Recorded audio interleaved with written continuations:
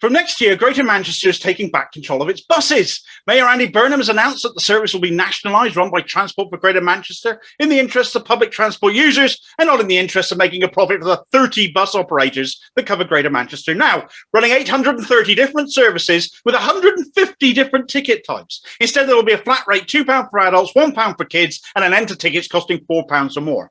Burnham calls this a blueprint for city regions, and ultimately what you get is a service that is cheaper for passengers to use, making it more accessible to more people without fear of annual price hikes, simply to make bigger profits for those with vested interests in the companies providing the service, the shareholders. Public transport is something we all need to use if we don't possess transport of our own. So it's so essential for so many in order to access work, make a living, get to school, to the shops, whatever. Why should anyone make a profit out of that? Why should anyone have the right to do so when it's something you know people have to use? Profiting out of them is exploitation. And when prices are consistently raised to line the pockets of those invested in the service and not in delivering the service itself, maintaining it, improving it, then we end up with a more expensive, crappier service. This video is supposed to relate to the cost of living crisis. And although Manchester bus commuters are soon to get a helping hand with that, the bigger picture for the rest of us is that this story is exposed to con of privatisation and why renationalising a great many more of our public services is what should be happening in order to tackle this crisis. Rail fares are heading up again. Renationalise them in exactly the same way as these buses,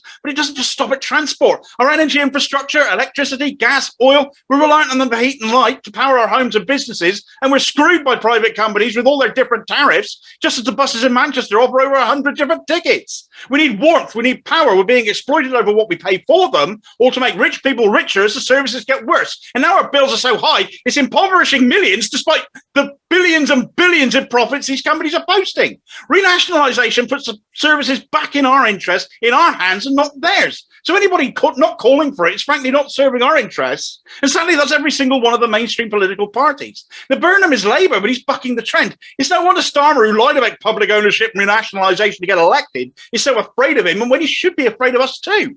Renationalisation will be a game changer right now. It's not just a nice idea, it's a necessity. Privatisation was always a con. The game's up.